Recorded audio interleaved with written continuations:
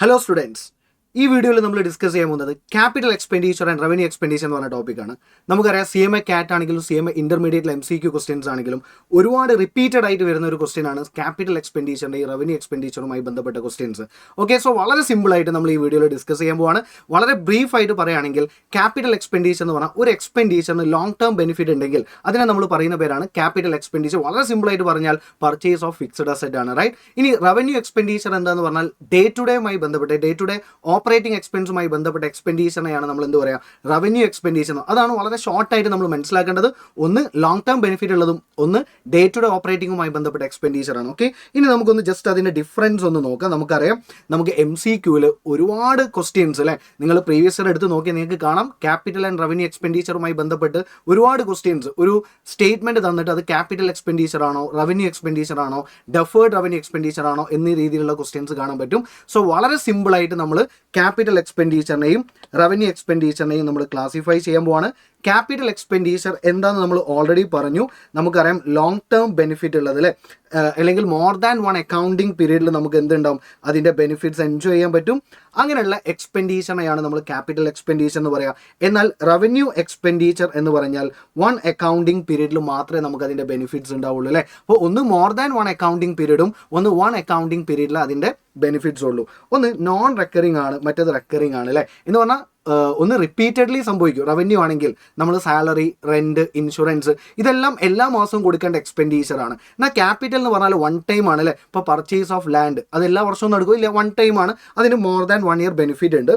അത് തന്നെ initial outlay heavy ആയിരിക്കാം, മറ്റവിടെ എന്തായിരിക്കും ലോവർ ക്യാഷ് ഔട്ട്ലേ ആണ്. എന്ന് പറഞ്ഞാൽ ഹെവി പേയ്മെൻറ്റ് എന്ന് ഉദ്ദേശിക്കുന്നത് എന്താ, പേയ്മെൻറ്റിൻ്റെ എമൗണ്ട് വളരെ കൂടുതലായിരിക്കും ക്യാപിറ്റൽ എക്സ്പെൻഡിച്ചർ.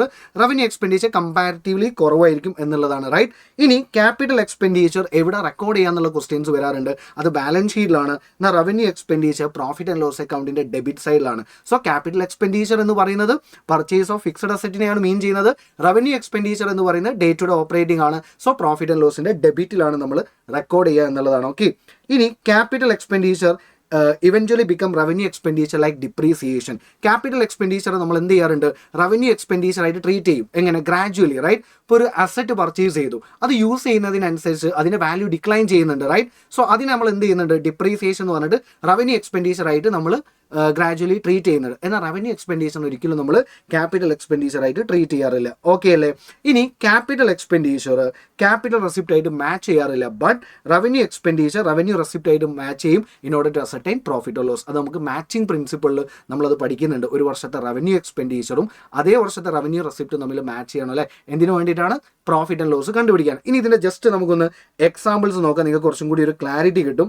എക്സാമ്പിൾസ് കണ്ടാൽ ഓക്കെ, ഒന്ന് അസറ്റ്സ് പർച്ചേസ് ചെയ്യുന്നതാണ്, അതുപോലെ തന്നെ ഗുഡ് വിൽ പർച്ചേസ് ചെയ്യുന്നത്, കൺസ്ട്രക്ഷൻ കോസ്റ്റ്, പ്രിലിമിനറി എക്സ്പെൻഡിച്ചർ, ഒരു അസറ്റിൻ്റെ എക്സ്റ്റൻഷൻ ആണെങ്കിൽ, ഓവറോളിംഗ് സെക്കൻഡ് ഹാൻഡ് മെഷീൻ ആണെങ്കിൽ, അതുപോലെ തന്നെ ഒരു അസറ്റ് നമ്മൾ വാങ്ങിയിട്ട് അതിനെ വർക്കിംഗ് കണ്ടീഷനിൽ കൊണ്ടുവരാനുള്ള എക്സ്പെൻസ്, ഏർണിംഗ് കപ്പാസിറ്റി കൂട്ടാൻ വേണ്ടിയിട്ടുള്ള എക്സ്പെൻഡിച്ചർ, ഇതെല്ലാം ക്യാപിറ്റൽ എക്സ്പെൻഡിച്ചറിൻ്റെ എക്സാമ്പിൾസ്. അതെല്ലാം നോക്കുമ്പോൾ നിങ്ങൾക്ക് മനസ്സിലാവുന്നത് ഫിക്സഡ് അസറ്റുമായി ബന്ധപ്പെട്ടിട്ടാണ് ഈ എക്സ്പെൻഡിച്ചേഴ്സ് ഒക്കെ ഉള്ളത്, റൈറ്റ്? എന്നാൽ റവന്യൂ എന്ന് പറയുന്നത് സാധാ സാലറി, വേജസ്, അതുപോലെ തന്നെ normal purchase, stationery, rent and rates, carriage and freight, printing.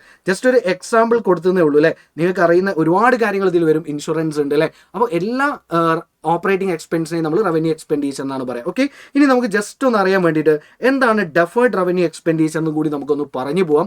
ഒരു കൺഫ്യൂഷൻ ഉണ്ടാകുന്ന ഒരു ഏരിയ ആണ്. ശരിക്കും ഇത് റവന്യൂ എക്സ്പെൻഡിച്ചർ ആണ്, പക്ഷേ ഇതിൻ്റെ benefit more than one accounting ഇയറിൽ ഉണ്ടെങ്കിൽ ആ എക്സ്പെൻഡിച്ചറാണ് ഡെഫേർഡ് റവന്യൂ എന്ന് പറയാം. സിമ്പിളായിട്ട് പറഞ്ഞാൽ നമ്മൾ 5 വർഷത്തെ ഇൻഷുറൻസ് എമൗണ്ട് കറണ്ട് ഇയർ കൊടുക്കുകയാണെങ്കിൽ ആ ഇൻഷുറൻസ് നമ്മൾ പറയാം ഡെഫേർഡ് റവന്യൂ എക്സ്പെൻഡിച്ചർ ആണ്. കാരണം അതിൻ്റെ ബെനിഫിറ്റ് എക്സോസ്റ്റ് ആവുന്നത് അല്ലെങ്കിൽ എക്സ്പയർ ആവുന്നത് നെക്സ്റ്റ് 5 ഇയേഴ്സിലാണ്. സോ ആ ഒരു വർഷത്തെ എക്സ്പെൻഡിച്ചർ അല്ലെങ്കിൽ ആ ഒരു വർഷത്തെ പ്രൊപ്പോർഷനേറ്റ് എക്സ്പെൻഡിച്ചറിനെ നമ്മൾ പ്രോഫിറ്റ് ആൻഡ് ലോസിലേക്ക് ഇടുകയും ബാലൻസ് എമൗണ്ട് നമ്മൾ ബാലൻസ് ഷീറ്റിൽ കീപ്പ് ചെയ്യുകയും ചെയ്യും, റൈറ്റ്? ഇങ്ങനെയാണ് ഡെഫേർഡ് റവന്യൂ എക്സ്പെൻഡിച്ചറിൻ്റെ ട്രീറ്റ്മെൻറ്റ്. സിമ്പിളായിട്ട് പറഞ്ഞത് ഇൻഷുറൻസിൻ്റെ എക്സാമ്പിളാണ്.